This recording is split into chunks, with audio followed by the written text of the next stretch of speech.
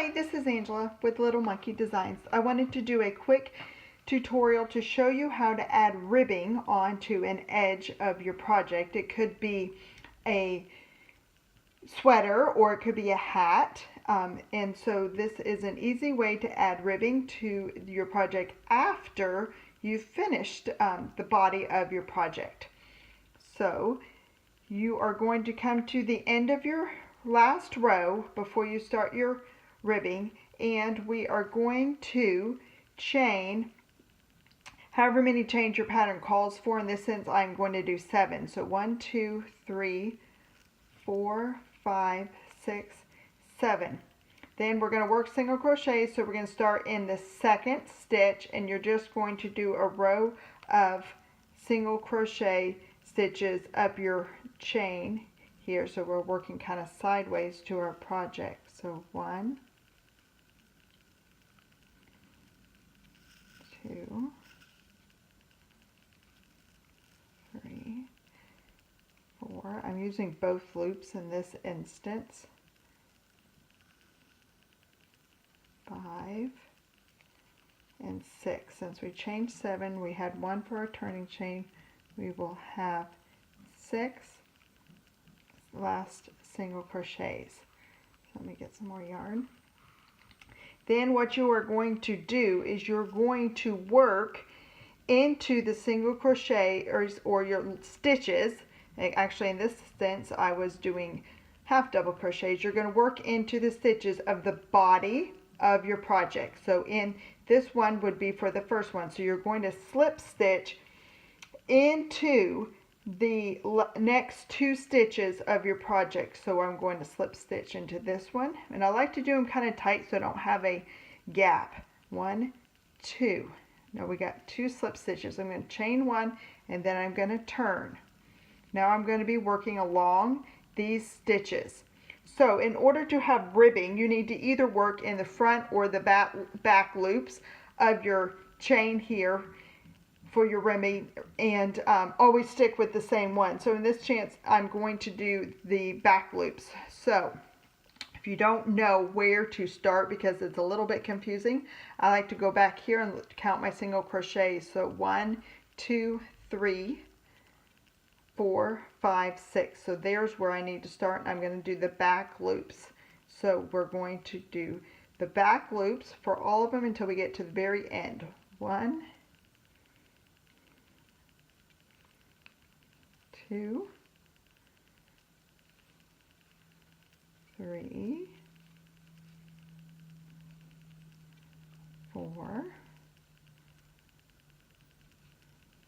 5. Now here's my 6th one, and to have a little bit of sturdiness for the edge of my rim, I'm going to use both front and back loop in my very last stitch on this row.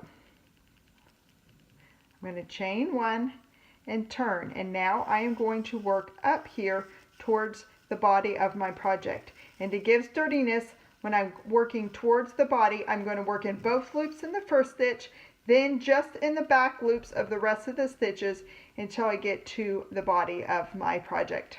So I'll show you this one. So use both loops. There's 1. Now I'm going to work in just the back loops. 2, 3, 4, 5, 6.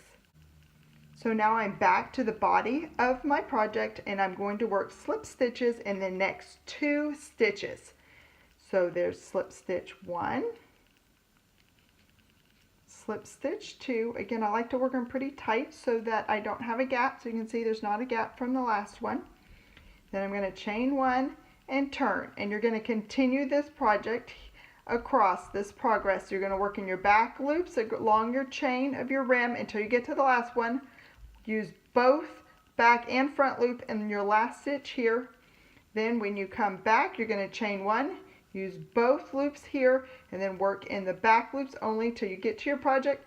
Slip stitch in the next 2 stitches, turn, chain 1, and continue that progress. I hope that helps you learn how to get to a rim. So once you've got done with the ribbing, you've got to the edge of your project, you should have as many rows ribbing as you did stitches across the last row of your project. So if you're doing a sweater, then this might be the end of how your sweater looks. If you're working up a hat pattern, such as my snowballs hat pattern, and you need to join the edges, then the best way to do that is to actually put your wrong sides together. So fold the hat inside out, and then take your last stitches and stitch them up. Line them up so you've got your stitches correctly, and so you've got your last stitches lined up with your stitches from one row to the next, and then just whip stitch or single crochet or slip stitch them together. So I go through one stitch and then through another stitch, grab a yarn, pull it over, and then pull it again. So go through the stitch on one side, a stitch on the other side, grab your yarn, pull it through both loops, and pull it through that loop. And then work your way up, and this creates a stitch seam that is soft and doesn't mess up your pattern that you've been working, and works well for hats. We're almost done here. Of course, if you're working a sweater, you won't be needing to do this. Then I would attach it to the base of your project as well for some sturdiness in your last stitch. Then cut it and knot it off and weave in your ends, and then you will have this is rather small, but you will have a rim that you can call the rim of your hat. I hope that helps. If you have any questions, send me an email, angela@littlemonkeydesigns.com. Thanks, and if you like this video, you can subscribe to my YouTube channel. Thanks.